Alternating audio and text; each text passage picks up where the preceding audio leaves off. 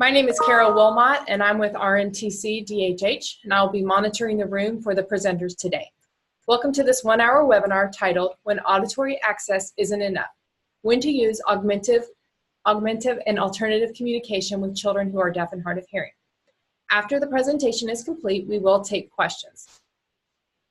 This year we are using a different platform. It's Zoom, and that helps us to keep our data on who is participating so we can submit to the state that we are doing these presentations, and we appreciate that after this webinar is over, if you can also give us feedback on what you thought about this webinar.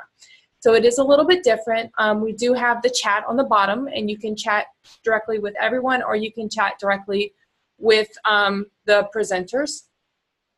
We will read any questions that are posted so the captionists can capture them.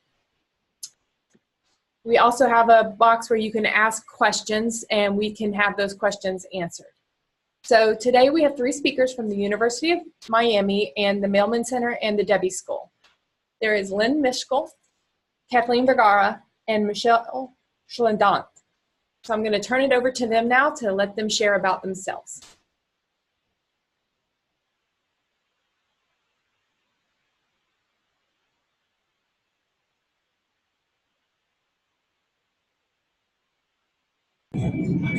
There we go. Sorry about that. It took me a minute to find the unmute.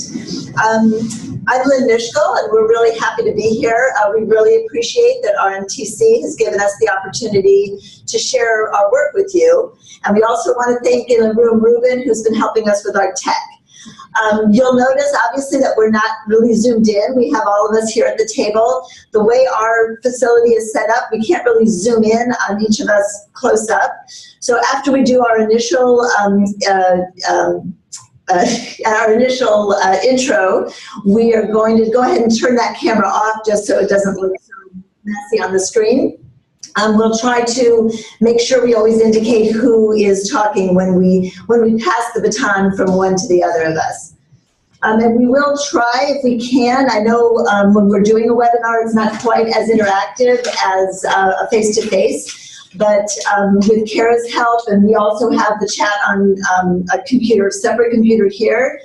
If we can incorporate your questions as we go along, we'll do the best that we can with that. If not, make sure that we get them at the end. So let's go ahead, and we're going to just introduce ourselves. Also in the room, we have one of our colleagues here as well who is interested in this topic and helped us with some of the material. Why are we forwarding?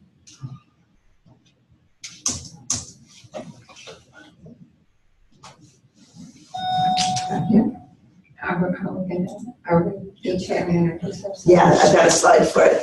Sorry, the slides were not forwarding. Oh, didn't have to do that yesterday.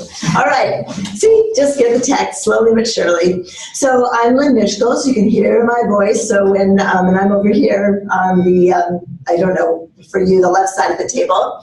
I'm a speech-language pathologist and an audiologist. I'm also a certified listening and spoken language specialist. My role here at the University of Miami Debbie School is that I direct the Auditory Oral Education program. And I'm laughing with the 29 years. In July, it was actually 30 years here at the Debbie School. So, Kathy, please introduce yourself. I'm Kathy Vergara, and I am the director of the Debbie Institute. I have been a teacher. My background is deaf education, and I've been involved in the field for many, many, many years, and also in the field of special education. I'm very excited to be a part of this presentation today in this new format, so we're looking forward to presenting today. And I am Michelle Schlendant. My background is in special education. I'm a former special education teacher, and I'm a certified assistive technology specialist. I've been working in the field of assistive technology and special education for over 23 years. And my position at the University of Miami is I'm the director of our FAST program, which I'll talk to you more about, our South Florida Regional Demonstration Center, and I oversee the assistive technology services here at the Mailman Center. So today we're going to focus on 3 objectives. We would like to identify 3 factors when considering the use of AAC for a child who's deaf and hard of hearing. We want to identify 3 goals or strategies to build communicative competence for those children. And we're going to present 2 case studies to illustrate some of the challenges and the successes of utilizing AAC with our students who are deaf, hard of hearing. Kathy's going to tell us a little bit about, or tell you a little bit about where we come from and our basis for some of the work that we're doing. And we're going to go ahead and turn off the camera as well.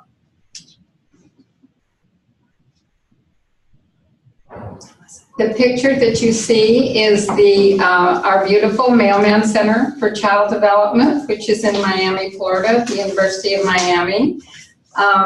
The Mailman Center was established in 1972 through a collaboration between Abraham and Joseph Mailman, the Kennedy Foundation, and the Department of Health.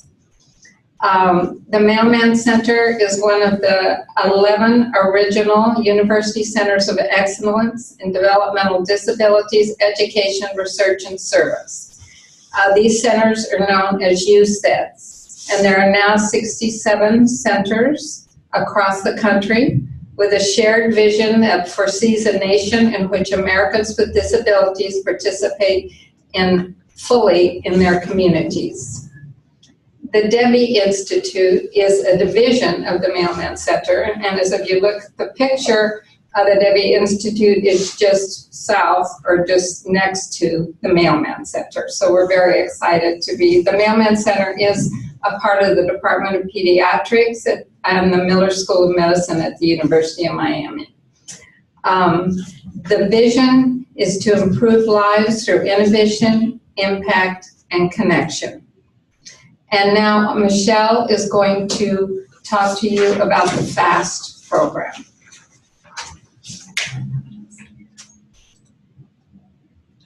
Next slide. Sorry, we were working on the camera. Oh, Actually, the Debbie's. sorry. That was our bad. Sorry, we were playing with the camera, which we've lost. I think shoot FAST. Now, FAST. FAST is after. Oh, FAST is after. Okay, so sorry. Are you going to do the Debbie School first? I will talk about the Debbie School Okay. first. The Debbie School is the educational services of the Debbie School are provided through these 3 programs: the Birth to 2 Early Education Program, the Early Childhood Education Program, and the Auditory Oral Education Program. The Early Education, Birth to 2 Early Education Program serves young children with disabilities or varying exceptionalities, birth to 3. That program is funded through contracts, a 3-party contract with the University of Miami, the Miami-Dade County Public Schools, and also the Florida Department of Health Early Steps program. So we have 2 Early Steps programs in Miami. We have Early Steps North and Early Steps Southernmost Coast. All of our referrals come through Early Steps. We're very, very fortunate in our community that the school system supports these programs. They support 5 Birth to 2 programs in our community for young children with disabilities.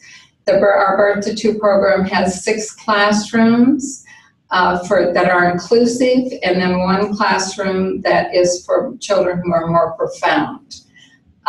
We also, it's a center-based, as I said, all the classrooms are inclusive, and we provide therapies in pull-out and push-in therapies throughout in each classroom. So we provide speech therapy, occupational therapy, and physical therapy for the children. Then our Auditory Oral Education Program is also funded through contracts with Miami-Dade County Public Schools. Those contracts started in the mid-1980s. So the program's been around for many years. We have 5 classrooms in that program. 2 of them are for very young children, birth to 3, with disabilities, and then we have a preschool classroom, a BPK classroom, or pre-kindergarten classroom, and also a primary classroom. The primary classroom is self-contained, so that classroom is for children who have additional needs and need more intensive instruction before they go out into the mainstream. Our goals are to prepare the children so they can go into general education programs.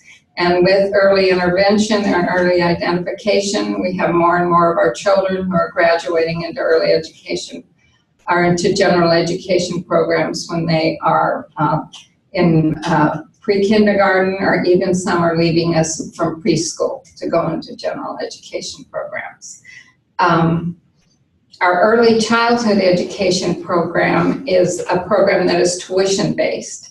And the children that are part of that program are the sons and daughters of people who work at professionals who work at the University of Miami Miller School of Medicine, or in the Civic Center complex, which is also very in this central location where we are located. These parents, the children are role models, and so they are in each classroom as role models for all of the children with disabilities. People often ask us, why would the parents want to send their children to a school that has programs for children with disabilities? And actually, it isn't we have a long waiting list for that program. I think that through word of mouth and just the success of the kids that leave here, parents all know it's a good program, and so they want to have their children here, and they're very enthusiastic about having their kids being a part of classrooms with students with disabilities. So the project has been a huge success for many years. Let's see. We also provide training for university students at the Debbie School, and we have about 5 research projects that are going on now. And through our auditory oral program, we have a discretionary project through the Department of Education, and this enables us to provide outreach in throughout South Florida. And we're able to do this kind of a program because of our discretionary project. So we are really, happy about that. And now Michelle's going to talk to you about the FAST program. So another program that we have here at the Mailman Center to support the work that we're doing is our FAST program, which stands for Florida Alliance for Assistive Services and Technology. And as I understand it, everybody on this webinar is in some part of the state of Florida. So you can go to this website, www.faast.org, and you can find a FAST program near you. There are 6 regional demonstration centers throughout the state of Florida. Here at the University of Miami, we service the South Florida area. And so what FAST does is we're Florida's state-run assistive technology program. And the purpose of our program is to improve access to assistive technology for all Floridians with disabilities. And we do this through device demonstrations, information and assistance, device loans, and outreach services. What's great about our program is that all services are free, so anybody that is interested or has questions about assistive technology, they can come to one of our FAST regional demonstration centers and they can find out more. Not only is this program available in Florida, there is a state-run assistive technology program in every single state and territory in the United States. So you'll find a program very similar to FAST in other parts of the country, and our mission is all the same. And what has been great is that having this program has enabled us to support not only the Debbie Institute to implement assistive technology services, but we've also been able to provide support to our early intervention program, which we call Early Steps. Next slide. Back to Kathy. Back to Kathy. We're going to talk a little bit about the impact of hearing loss, which I know most of you are very familiar with. Without early identification that we have now and early intervention, hearing loss is really known today as a neurological emergency for children, young children. It can impact, if they're not don't receive any intervention at an early age is going to have a negative impact on their speech and language development, their communication skills, their cognitive development, their ability to learn, and their social emotional development. So early intervention is very, very critical, as we all know, for these kids. In comparison to other disabilities, students who are deaf and hard of hearing fall into the low incidence range. 3 in 1,000 students are diagnosed with hearing loss. For example, in Miami-Dade County Public Schools serves about, it's the 4th largest school system in the country, and they serve approximately 35,000 students with disabilities. 1%, or around 450, have hearing loss, and this is throughout the range of kindergarten to 12th grade. Children who fall on the spectrum, ASD, autistic spectrum disorders, are about 13%, and children with students with disabilities are about 41%. I think because hearing loss is a low incidence disability, we frequently, children are just in the bubble of having hearing loss, and we don't think about other disabilities that might be a part of that diagnosis, and very frequently they're not identified. When the students are evaluated, everything is considered, all of their learning problems, etc., are all considered to be a part of hearing impairment and maybe not an additional disability. Shall we go to the next slide? Next slide. So as we know, early identification leads to early intervention, as we just said. Children today are receiving early intervention before this is really the key to the difference that we're finding. The children are identified at birth. We're hoping, and the goal is by 6 months, they have received some type of application, hearing aids, and they may be on a track for a cochlear implant. And they are also receiving intervention services through early steps and maybe through other therapists in the community. And this all happens before the emergence of other developmental disabilities or behavior disorders, which of course have not been identified for that time. Approximately 40% of children with hearing loss have an additional diagnosis. Next slide. Okay, so if we look at this chart was published by the Pediatric Health and Medicine and Therapeutic Journal in 2015, and it addresses the prevalence of hearing loss with additional disabilities. So the first column identifies what they call comorbid conditions, or we would think as eligibility. Autism spectrum disorder, developmental delay, Charge syndrome, learning disorder, Usher syndrome. The second column talks about the prevalence of disorder in all children. So, for example, for the autism spectrum disorder, the 1 in 68 children born would fall within the range of autism spectrum disorder. Developmental delay would be 1 in 6. For learning disorders, it's 50 to 150 per thousand. So of course it's a larger percentage. So, but if then the third column is sex differences, then the fourth column is the prevalence of hearing loss. While the second column was the prevalence of disorders in all children, the fourth is the prevalence of the disorder in children with, and the prevalence of hearing loss in the disorder. For example, for autism spectrum disorder, it's 1 to 6 children diagnosed as their primary diagnosis of autism. 1 to 6 might have some degree of hearing loss. If you go down to learning disabilities, there's no report on that. If we look at charge syndrome, 34 to 38%.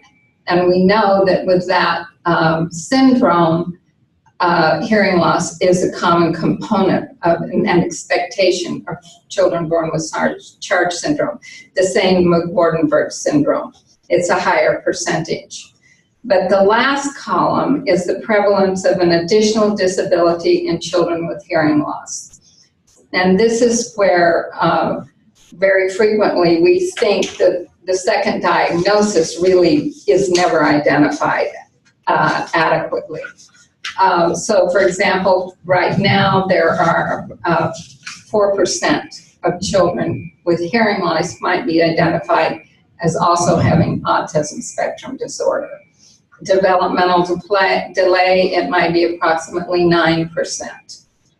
There's no report, but for learning disabilities, it would be about 7%. And the total is, as we said before, for this slide, it's about 37%, but we said approximately 40% of children with hearing loss may have a secondary disability, and many times these haven't been identified. In my experience in working with teachers for so many years, I would say that very frequently as we talk about the children in their class, there's always, a 40 to 50% of the children, this individual child is having trouble learning to read. This child is having trouble with his memory. This child, I'm so worried because they don't seem to have the understanding. They don't have theory of mind. They don't have the understanding of the perspective of others. They have a weakness in executive function. So there's so many learning problems that teachers identify, but really we don't have systematic ways to address them. And some others will say, a psychologist may say, well, this hearing loss, these issues are just a part of the diagnosis of hearing loss and are really not a secondary disability.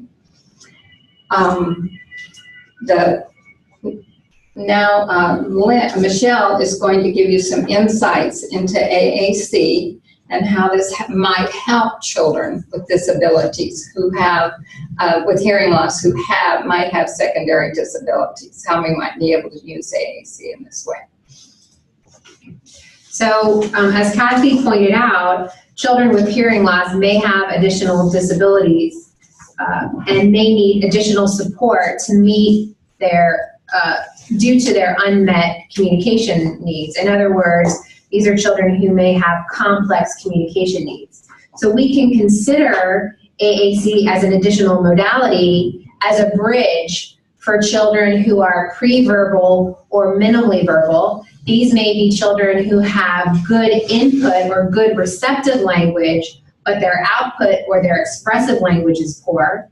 We can also consider AAC for children where their receptive language or their input is not very good, and we can use it to provide concrete cues about an activity, a routine, expectations. In other words, we can make language visible. We can use it as what we call in the AAC world aided language stimulation or aided language input. So the visual supports and the concrete support can help children where they may have output, but their input is not very good. The next slide. So how do we consider the use of AAC as a total language approach? There are many different frameworks out there, but one framework that we particularly like for children who are deaf and hard of hearing is what is known as the HAT model. And I'm going to break that down for you. But in a nutshell, on this slide, the HAT model considers the human, the activity, and then the assistive technology. I see an app called The Activity. Oops, series. And we do this all within the context of the child. Next slide. So let me break this down. This is a very busy slide, but let me break down the HAT model for you. So first, when we're looking at the human, in other words, these can be what we call intrinsic enablers. And this is where we're going to look at the child. We're going to determine the child's abilities in motor, in sensory, in cognition, and affect. But we also, and this is why this is such a good model for children who are deaf and hard of hearing, it's because it also considers not only the child, but also the family's role in the child's life, their experience, as well as their motivation. And that can be motivation for considering the use of AAC as an additional modality, or it could mean the family's motivation to use another modality. Moving on to the activities, so once we kind of get more information about the child and the family, then we look at the activity. And this is where we're going to determine the tasks and the activities in the child's daily routine. And we're also going to determine the context of the activity. So we need to consider things like, does the physical environment support or hinder the child's participation? We need to look at the social context, and this is where we determine who does the child interact with. So we can consider things like, in the home, are there other family members with hearing loss, or are there other family members who are hearing? In the cultural context, we need to determine what are the family's beliefs, their values, what's important to them, to the child, to the family. And this can be preferences for oral language, signs, or the consideration of AAC. One thing that I didn't point out in the previous in one of the previous slides is that there is an abundance of research for families and professionals who may think that AAC may in some way inhibit a child's speech development, and there is lots and lots of research to show that AAC will not inhibit a child's speech and language, and that in many cases it serves as a bridge. So for those children who will develop speech, the use of AAC will help promote their development of speech. And like I said, there's lots of research to support that. And then, to sum up the context, we also need to determine the institutional context. So what legislation, policy, and funding are available? Is this child in a private school, in a public school? What are some of the resources that are available to that child and his or her family? Once we get information about the human and we get information about the activity and the context, then we can start looking at the assistive technology, in other words, the external enabler.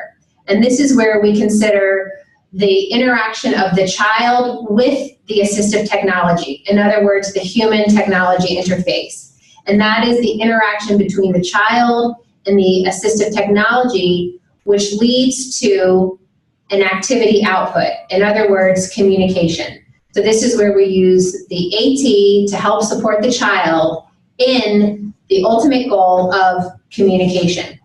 And we want to consider a range of supports from low to high tech. Next slide. Lynn is going to talk about, so how do we consider this using the AAC language continuum? Thanks so much.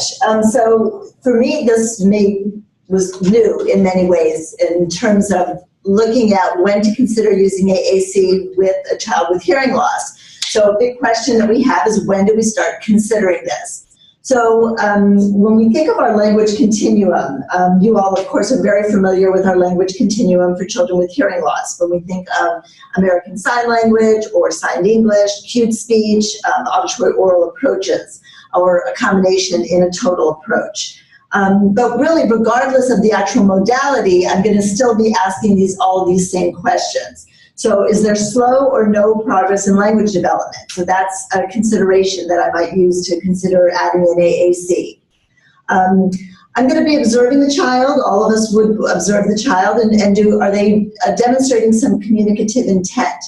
If they don't have communicative intent at all, then that's another area of concern. But if they're at least starting to develop or demonstrate that intent, then this might be another opportunity to use AAC to support that.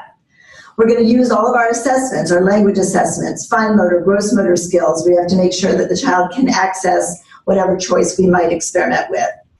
Always keep in mind that there are no cognitive prerequisites when we're considering communication modality, no matter what the modality. If it's AAC, sign language, oral language, there's no IQ test for using any of these modalities and any of these considerations. So, all right, we're thinking about using AAC with the child. So what are some of the goals that we would be targeting for building communicative competence? How might the AAC help us? So we were talking about that child with that emerging communicative intent. Perhaps the use of adding in AAC would help develop that intent. We can use AAC as a strategy to repair communication breakdowns. We could use it as a tool for working on language structure. We know that with kids who are deaf and hard of hearing, sometimes their syntax isn't appropriate. So AAC might be an opportunity to improve their language structure. We can also use it as a support for emergent literacy. With the examples that we're going to show you today, where we have pictures and text, and you'll get a close-up look of that toward the end. So let's look at some examples. I haven't been monitoring the chat. I don't know if there's any questions, but okay, we are going to keep on going. So let's really, let's get human about this now. So now we're going to talk about Dylan. Dylan's 4 years old. His actual diagnosis of deaf, hard of hearing, and also autism spectrum disorder.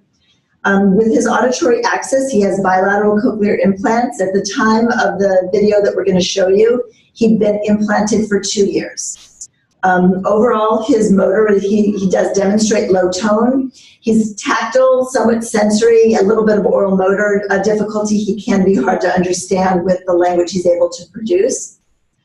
His social background, he lives with his parents. His home language is Spanish. His family, as well as school, were all concerned with his slow progress, and his family is certainly concerned with the additional ASD diagnosis. And the great thing, that his family is very open to experimenting with different options that will support his communication. So our activity, Dylan does have some words that he's using. He does use single words. So we really are looking to increase the complexity of his expressive and receptive language. And he is pre-K 4, so we're always looking, of course, with all our kids, even the babies actually, but definitely at pre-K 4 to build his literacy skills. In the video that you're going to see, the context really is his therapy session with his therapist and another child, but we're also looking at his ability to, not in this video, but the whole picture of his regular setting, which is a small group classroom setting with his teachers.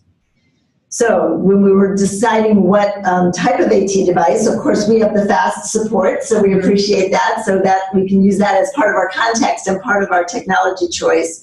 And we did choose something called a touch chat, which is an iPad-based communication device. We're actually going to show you a picture of that at the end. You'll see it a little bit. You can go ahead to the next slide. Just don't start the video yet. You can see Dylan has his back to us, so you're not going to get to see his face, but you'll see his friend. And he's actually blocking. You'll see a little bit of the AT device as we go along. So we were really experimenting with Dylan to see, again, if the addition of the AAC would improve his complexity, the length of his utterances. We were targeting his use of attributes, and again, also that underlying literacy piece. I want to point out a few things, because I know sometimes these videos can go by so fast, so I want you to think about some things as you're watching. Of course, this is a very controlled setting that you're going to see. He's got a specific set of clothing items that are distinguishable by attributes, but you need more than one attribute listed to indicate. So it would have to be big red hat or little red hat. So you have to have all of those. You have to have the two attributes and the noun to be able to identify it. He isn't really regularly using multiple attributes. That's why we're targeting that. And as you watch him go through this process, what he's really doing is using the AAC to really think out this whole phrase, and then he's going to get to hear it because the device has voice output. He will see it written, and he's going to be encouraged to imitate it, and then we will see hopefully that he puts that together then spontaneously on his own. So let's go ahead and take a look at Dylan. Okay, Dylan. Red big hat. I heard you say red big hat.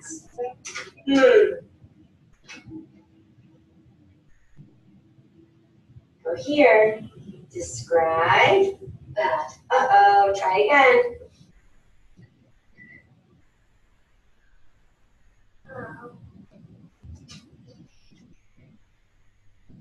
Big. Big. Red. Red.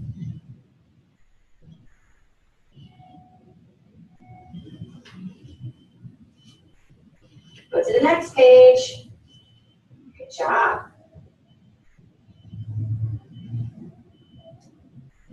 Hat. Now you say. Big red hat. You say. You say it. Big red hat. Very good. We found a big red hat. What about this one, Dylan? Little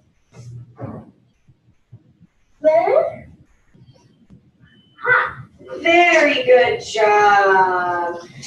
So that AAC really provided a bridge for him to get the correct syntactic order, the way we would typically say that particular group of attributes, and he was able to really put it together on his own spontaneously. So we created a bridge for him. It's really exciting just for an update.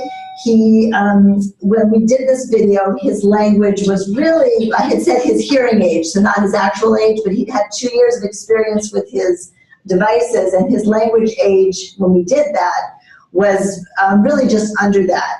Now, at the beginning of this school year, his language age has really jumped dramatically, and he was, so then he jumped 29 months with his receptive language in one school year and jumped 11 months in his expressive language in the school year. So we're not using the AAC with him now, but we really feel it created a bridge for him. And he is in kindergarten, and his reading levels are emerging kindergarten. So we're really pleased that he is really approaching his chronological age. And what I'd like to say, this is Michelle, is that we use this as a therapeutic tool to support his language development. And what I really like what we saw in this video is that he's getting the auditory input not only from his speech and language pathologist, but he's also getting it from the device. And it's also by having the visuals and the words segmented on the device, it's really helping him to segment the words, and it's making that language visible and concrete for him to put them together. So he's getting the auditory input from the device, from the therapist, but then he's also getting the visual input from the words on the device and the pictures. So he's getting that multi-sensory input as he's developing his language structure. Thank you so much. So we are going to go on to another example. Ariana is 5 years old. She's deaf, hard of hearing, and apraxic, so she has a lot of difficulty controlling her oral motor mechanism. She has also bilateral cochlear implants, which at the time of the video she had had for 2 years. So she was 3 when she got her cochlear implants. She's diagnosed also as just being motorically low tone. Socially, she lives with her parents and her siblings. It's a very busy household. She has 2 younger siblings, a dog, and very busy household. The family is willing to experiment with different modality choices for Ariana, but only if they really go and lead to oral language. And I think as you watch these videos, you'll probably all be thinking about modality choices and choices families make. So just always keep in mind, I will give you, after we see the tapes, I'll talk a little bit about where she is now, but really thinking about AAC as a bridge, sometimes for the children, and I think sometimes for the families, as they're having to maybe change their expectations of what they were choosing for their child in terms of their place on that communication continuum. So we'll talk about that a little bit more as we go along. So the activity ultimately that we're working on with Ariana is her ability to produce and understand vocabulary, and then to put some of that vocabulary together into phrases. Again, the context here is very structured language therapy setting. And we of course have fast support. Her context, we are also using the touch chat. You won't see us modeling sign vocabulary. She has a little bit, but that wasn't the focus of these videos, and also oral language. So you'll get kind of a combination of all of that. So first, let's look at Ariana before she's using an AAC device. The therapist is reviewing some transportation toys with her. We're doing a lot of what we call learning to listen sounds, so ba-ba-ba for the bus, and helping her listen for that and produce it. And you're going to see her engage. She has plenty of communication intent. I think you'll see that. She's not really producing anything intelligible orally, but she's very vocal. And you're going to see her initiate a sign language. So go ahead. Let's see Ariana. All right, let's listen.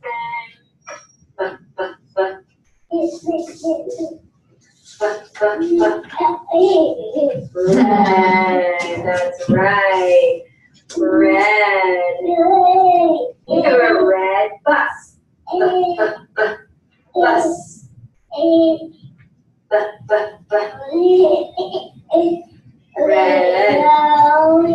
Red bus.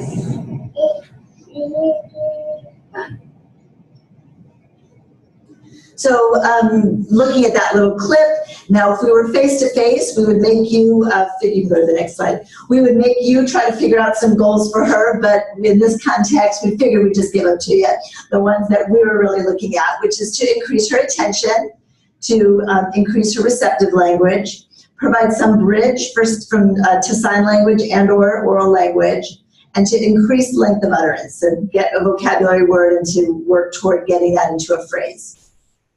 So this video that we're going to see as we're working toward those goals, we actually have a series that are really going to show her progress. And every time I look at these again, I just am really impressed with Ariana and the work that she's done. So this first one, we're really showing preference for the device. She took to the touch chat very, very quickly. So we have some pauses, so don't think that we're having streaming problems. Daniela Barrios, who's in the room with us, who did these videos for us, she's very skilled and was able to put in little pauses so that you could see some of the highlights that we want you to notice. So you're going to see Ariana first requesting the iPad, and then you're going to see the second pause. Watch her push Daniela out of the way. That Ariana wants to be in control of the device on her own. She really wants to communicate.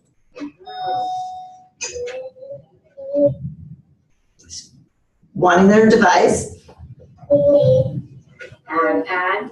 I want the iPad. Let me do it. Very good, thank you. So just a quick video, but really showing, and this was pretty early into her use, and she really wanted control of that device herself. Hey, Lynn, I hate to interrupt. Can you tell us what is her primary language used in the household? Primary language use in the household is oral English with some Spanish in the environment. Okay, thank you. You're welcome. All right, so now we're going to see Ariana repairing a communicative breakdown and really showing communicative intent.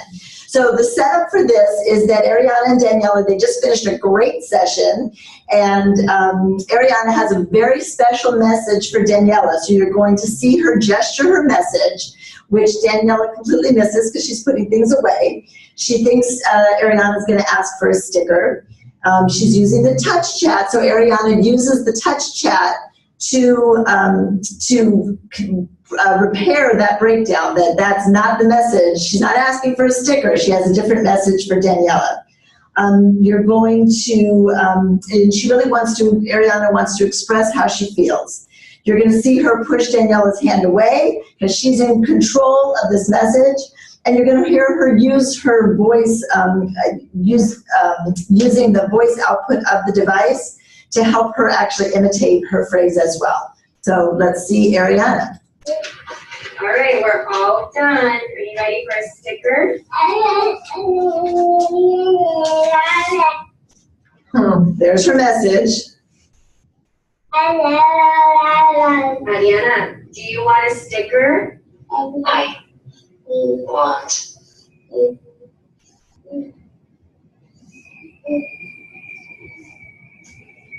She clears the device. I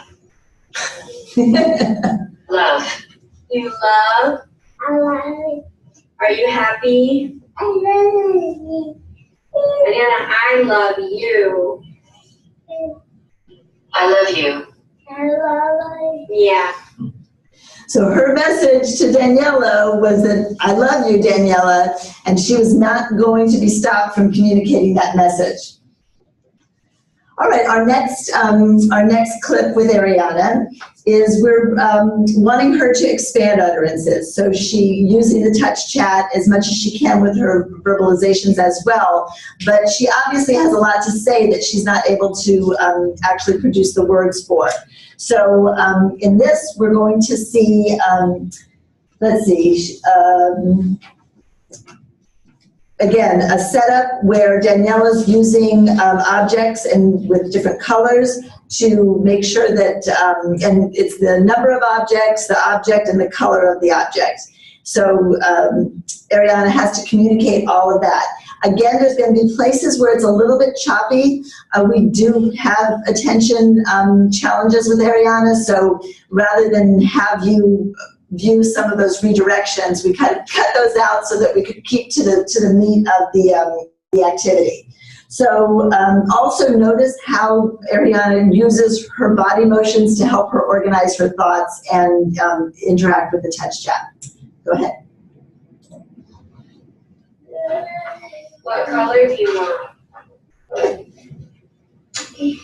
Yellow. All right, there you go. I wanted to point out with that she understood that Daniela didn't have to give her gestures or anything to communicate to her what color do you want, that Ariana understood that orally. Oops. And that's the touch chat, but let's go back to Ariana. What color do you want? Yellow. All right, there you go.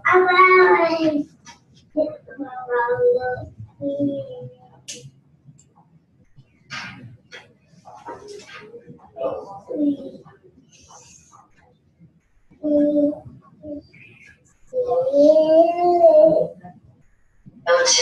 Oh, you want. Look, I want 2 yellow bears. You want 2 yellow bears. There you go. You want 2 yellow. I want.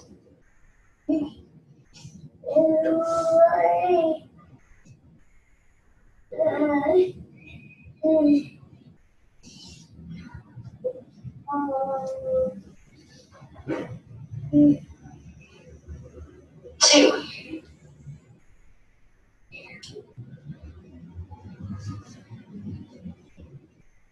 Blue. I want 2 blue. 2 blue what?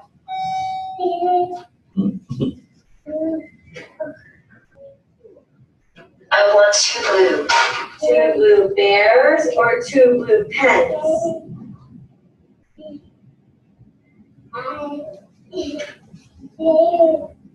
I'm listening.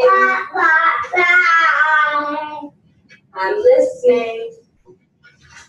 You want 2 blue pens or 2 blue bears? Yeah, 2 blue. Bears or pens? Tell me. I want two blue. I want two blue. Which one? Use your words.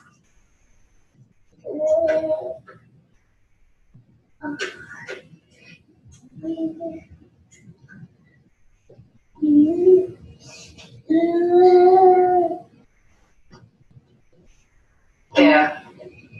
I want two blue bear. Oh, there you go. So it took her a while to get there, but she really thought it through. And again, auditorily, when Daniela said, use your words, she went right to the AAC device to do so and was able to then communicate her whole message. So I know we're a little short on time. I just want you to know that Ariana did leave our program shortly after this video, so we didn't get to do additional work with her. She did go to another auditory oral program, but she also has private therapy, and the private therapist has been able to help the mom bridge into using more sign language, and she is incorporating sign language now more frequently into their home communication. And last but not least, this is just a picture of an iPad with the Touch Chat app, which is the app that we used for the children in the case studies. And again, with the kids that we presented to you, we were using AAC primarily as a therapeutic tool. And so what's great about the Touch Chat is that it has thousands of pre-programmed words. It's broken down into it's broken down into language structure. So it's color-coded so that children can access the pronouns. The green are the verbs, and they can start to put words together. And that's really just our summary. So if you have any additional questions, I don't know if you want to, Michelle, do a little wrap up. Yep. So in summary, we're utilizing the total language continuum. It's not an either or, but it's a combination based on the preferences of the family and the child. And in that continuum, we consider sign, oral language, as well as AAC. We have access to state AT resources if you want to learn more about assistive technology or trying to figure out how you might want to incorporate that with the children that you work with. And when considering the use of AT, it's important to put it in the context of a framework to help guide your decision. And we like the HAT model, which looks at the human, the activity, the context, and then looking at the assistive technology that we're going to utilize. And AAC, as well as other language modalities, is really about empowering voices. So I don't know if we have any more time, but if we do and anyone has any questions, we're happy to entertain. And we also like to thank, we have, go to the next slide real quick. That's our question slide, and to thank our contributors here at the Mailman Center. And RMTC is really appreciative of you guys presenting for us today. Thank you, Lynn, Kathy, and Michelle. This was really great and very informative. And we also want to thank our CART provider, Cindy King from Alternative Communication Services, for providing our captions today and making this accessible. And we want to thank you guys all for participating today. If you pull up your chat, I put a link to a PDF version of this PowerPoint. I also put a link to our survey.